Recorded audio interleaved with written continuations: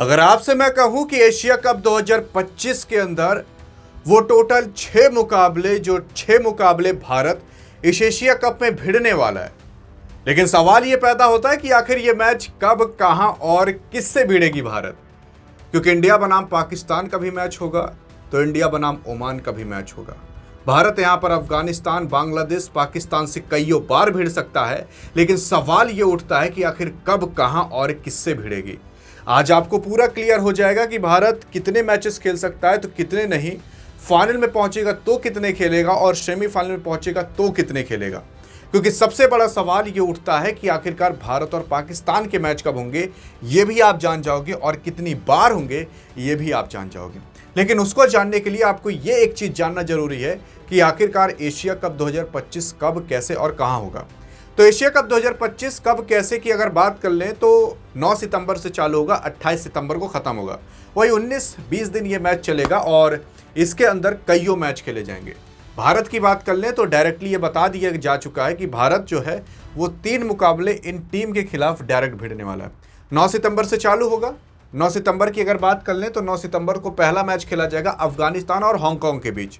लेकिन अब अगर आप देखने की कोशिश करोगे तो 10 सितंबर को डायरेक्ट भारत का मैच रखा गया है। तो 10 सितंबर को भारत भिड़ने वाला है यूएई के साथ, यानी कि 10 सितंबर को भारत का पहला मैच होगा। ये जो एशिया कप है T20 फॉर्मेट के रूप में होगा। सारे के सारे मैच यूएई के ही अंदर खेले जाएंगे।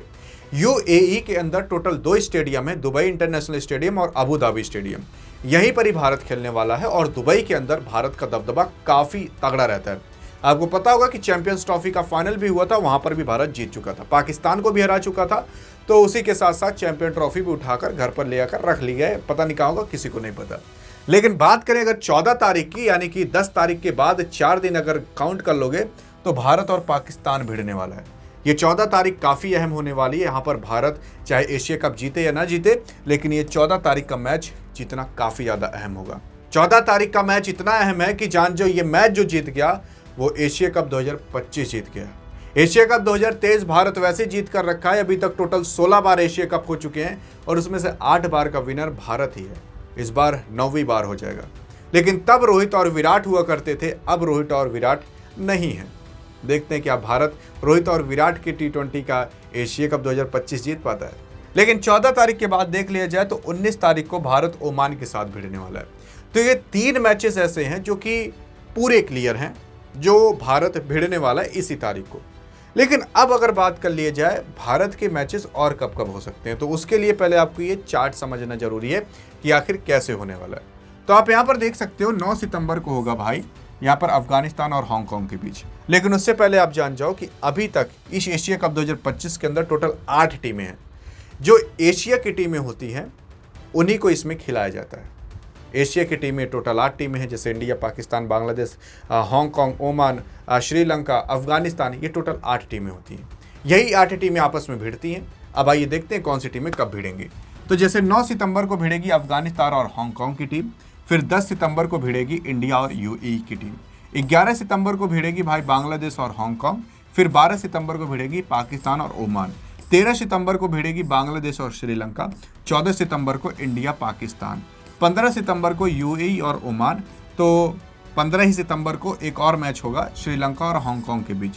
16 सितंबर को होगा मैच आपका बांग्लादेश और अफगानिस्तान के बीच। 17 सितंबर को होगा पाकिस्तान और यूएई के बीच। 18 सितंबर को होगा श्रीलंका अफगानिस्तान। 19 सितंबर को होगा इंडिया और ओमान।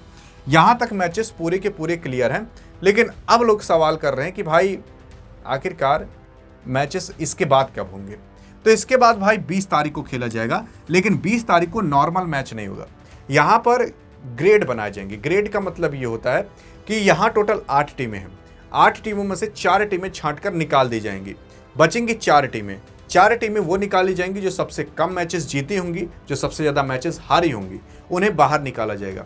या फिर जिनका रन रेट सबसे कम हो और मतलब वो खेलने लायक ना हो, तो 4 टीमों को निकाला जाएगा और 4 टीमें जाएंगी सेमीफाइनल। आप ये मान सकते हो, ठीक है। लेकिन इसे सेमीफाइनल नहीं बल्कि इसको सुपर 4 स्टेज कहा जा रहा है। तो यहाँ पर टोटल 4 टीमें होंगी। अब जिस 4 टीमों में से जो सबसे ज़्यादा मैच जीता होगा, जिसका सबसे ज़्यादा रन रेट अच्छा होगा, वो पहले पर होगा। अब यहाँ पर जो पहले पर होगा उसको दिया जाएगा A1 का नाम, जो दूसरे पर होगा उसे दिया जाएगा A2 का नाम, जो तीसरे पर होगा उसे B1 और जो चौथे पर होगा वो B2। अब आप समझ सकते हो कि जो सबसे ज़्यादा मैच जीता होगा, रन रेट अच्छा होगा, वो A1 पर रहेगा। उसके बाद A2, B1, B2, यानी कि रन रेट, और उसी हिसाब से देखा जाएगा कौन सबसे ज़्यादा मैचेस जीता है।